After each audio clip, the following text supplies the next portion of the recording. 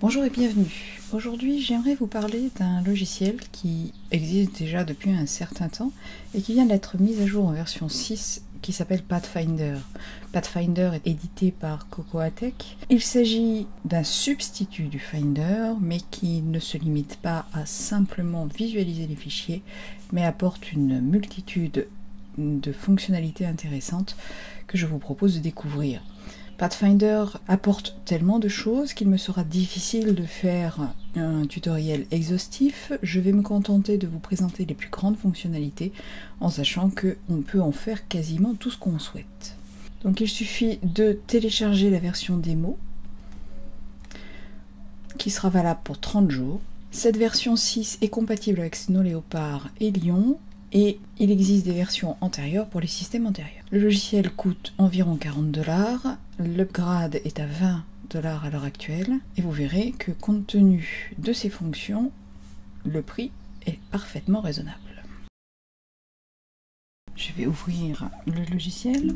La version démo, comme je vous l'ai dit, est valable 30 jours sans aucune restriction. Donc je vais dire plus tard. Et voici la présentation par défaut de Pathfinder.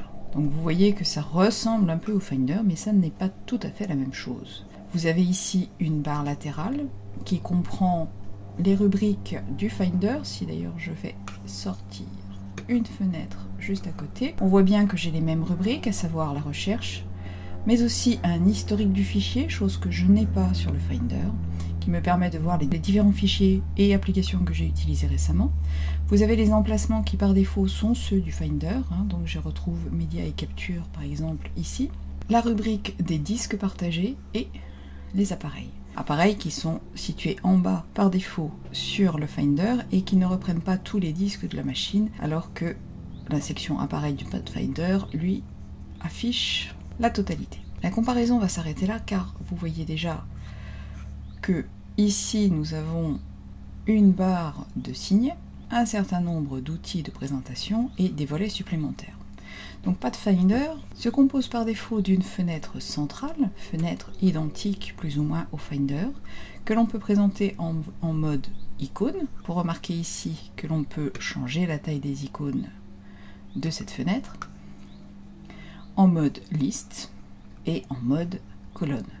Chaque vue est personnalisable, il suffit de faire apparaître la préférence d'affichage. Comme vous voyez, vous avez possibilité d'afficher rapidement les éléments invisibles, commande qui existe également ici dans présentation, afficher les fichiers invisibles. Il n'est donc pas nécessaire de passer par une commande du terminal ou un autre logiciel pour activer. À tout moment, vous pourrez repasser en mode normal pour masquer les éléments invisibles.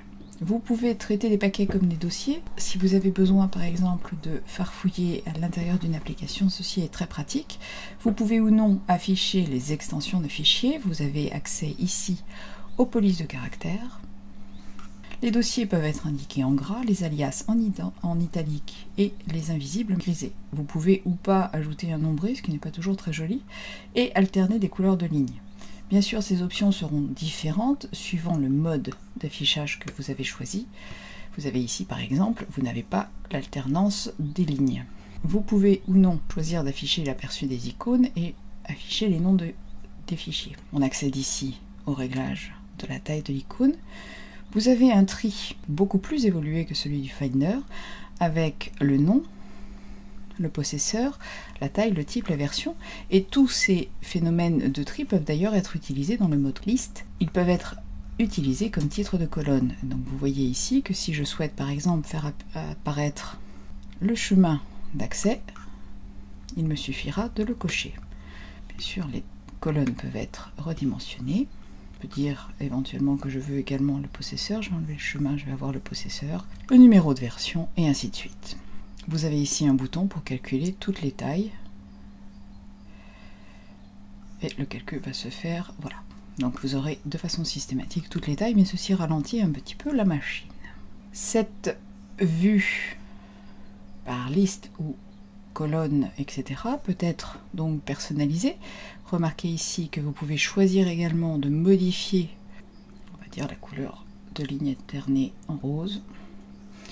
Et bien sûr, à tout instant, je peux revenir sur les couleurs par défaut. Ces réglages sont certes appliqués par type de vue, de la même manière que le Finder, et pour cela je vais me rendre dans le dossier application. On peut utiliser des réglages pour une et une seule fenêtre ou des réglages de façon systématique pour toutes les fenêtres. Je me mets dans le dossier application que je préfère voir affiché comme ceci.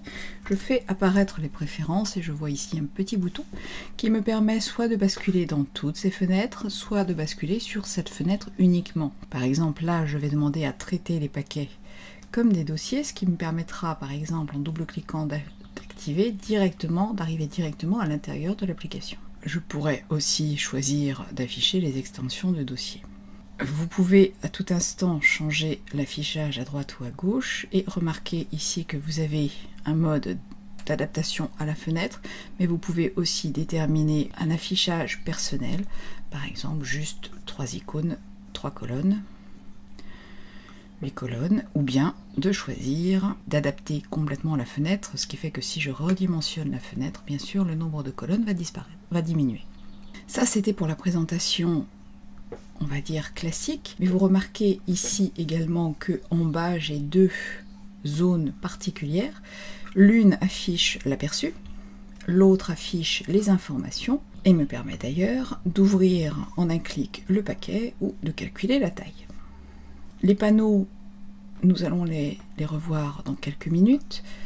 Ici, je peux désactiver l'affichage et retrouver finalement une fenêtre strictement identique. Pendant que je fais défiler, vous remarquez une chose, c'est que, un petit peu comme Windows, vous avez en haut les applications et en bas les dossiers. Ceci fait partie de l'affichage dit intelligent de Pathfinder, le tri intelligent. Si je défais le tri intelligent, je vais retrouver un affichage classique, par nom, c'est-à-dire alphabétique. Si je clique sur tri intelligent, je me retrouve, je vais mettre en mode ici, donc avec les dossiers en bas, les applications en haut. Ceci est configurable directement dans les préférences de l'application. À la rubrique navigateur, j'ai ici classement intelligent et ce classement intelligent me permet de déterminer ce que je souhaite voir en premier. Imaginons que je souhaite avoir les fichiers, on va dire en deuxième, et les dossiers tout en haut. Vous voyez l'affichage qui se modifie et désormais j'ai donc tous les dossiers ici, puis les applications. Et on pourra voir d'ailleurs la même chose. Si je me rends dans mon dossier téléchargement, je décoche le tri intelligent, j'ai un tri purement alphabétique, et si je coche le tri intelligent, je vais me retrouver avec, effectivement là c'est pas forcément très visible puisqu'il s'agit quasiment que de fichiers, un dossier. Mon dossier va s'afficher tout en haut. Je vais refermer ceci, on va continuer à faire un petit peu le tour. Bien sûr ici nous avons les boutons pour naviguer dans l'historique d'affichage des fenêtres. Vous avez ici un bouton qui s'appelle Coverflow et vous voyez que je peux avoir donc Coverflow en mode liste, mais aussi en mode colonne et encore en mode icône. Cette zone Coverflow est en fait strictement indépendante de la zone derrière. Si vous voyez ici, vous avez l'icône ainsi que toutes ces informations et j'ai donc en même temps un mode colonne supplémentaire. Je peux à tout instant bien sûr activer ou désactiver le mode Coverflow. Le bouton suivant est un bouton pour activer le double affichage. Ici vous aurez deux navigateurs côte à côte. Bien sûr vous pouvez trouver ces fonctionnalités dans d'autres utilitaires qui apportent le double panneau au Finder lui-même, mais Pathfinder va beaucoup plus loin puisqu'il vous permet par exemple ici d'avoir un mode icône plus Coverflow et de ce côté-ci je peux avoir un mode colonne auquel je rajoute si je souhaite un mode Coverflow. Pour changer une sélection il suffit d'être sur un des navigateurs et je vais par exemple mauvais choix. Ici, afficher mes applications pendant que j'afficherai ici le dossier téléchargement. Ce mode double panneau peut être également présenté en version verticale, c'est-à-dire l'un au-dessus de l'autre. Encore une fois, je peux désactiver, si je le souhaite, l'affichage de Coverflow.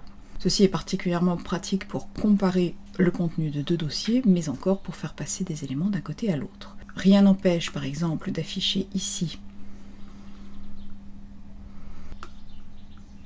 un dossier distant, un disque dur distant, me permettant par exemple de faire passer directement des logiciels sur mon ordinateur sans aucun souci, et l'inverse est vrai. Je désactive ou non l'affichage double, et j'ai ici le fameux bouton qui me permet de faire réapparaître les deux panneaux en dessous. On va jeter un coup d'œil sur les autres options. Donc vous avez bien sûr le bouton Quick Look, en sachant que la barre espace marche bien évidemment. Et vous avez ici l'affichage des panneaux. Pathfinder, c'est effectivement une fenêtre de Finder, mais c'est une fenêtre de Finder multiple. Si je souhaite, je peux faire apparaître 3 panneaux différents, en sachant que celui du bas est unique et les deux sur le côté bénéficient en fait d'un double affichage. Chaque panneau peut afficher ce que l'on souhaite. Ici, vous avez par exemple par défaut les applications qui sont actuellement ouvertes. Je peux utiliser le bouton de fermeture pour quitter l'application automatiquement. Ici, j'ai le chemin d'accès de ma sélection actuelle. Ici, j'ai un historique de fichiers et ici, j'ai les dossiers récents que j'ai affichés récemment. Et je peux revenir à tout instant dans une sélection différente. La partie du bas affiche le terminal.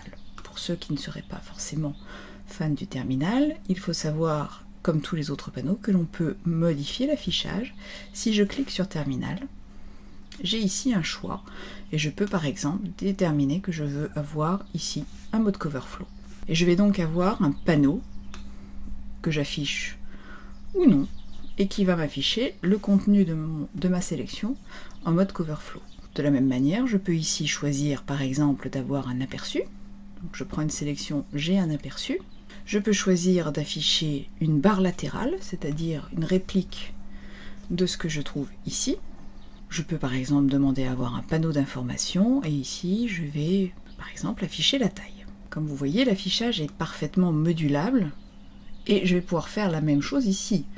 Je peux dire que je veux un éditeur hexadécimal, je peux ici afficher les balises et classements. Bien sûr, vous n'êtes pas obligé d'avoir tous les panneaux ouverts en même temps. Et bien sûr aussi, vous pouvez ici utiliser une double fenêtre de Finder plus les panneaux, ce qui est relativement conséquent. J'ai oublié de préciser que si je le souhaite, je peux avoir en bas également 2 panneaux. Donc ce qui veut dire qu'en tout, j'ai 2, 4, 6 et un 7 panneaux. Et je vais pouvoir leur afficher chacun un élément. La rubrique aperçu est intéressante essentiellement si on va sur un document. Ici, je peux changer la taille rapidement. J'ai le nom du document. Mais si j'ai un PDF, je vais quasiment pouvoir le lire. Vous remarquez que l'aperçu permet d'afficher toutes les pages. Si j'ai une image, même chose. Mais si j'ai un texte, je vais tout simplement lire l'intégralité du texte. Ce qui est bien pratique, on n'est pas obligé d'ouvrir le document pour pouvoir lire l'intérieur. On va refermer les panneaux, on y reviendra un petit peu plus tard.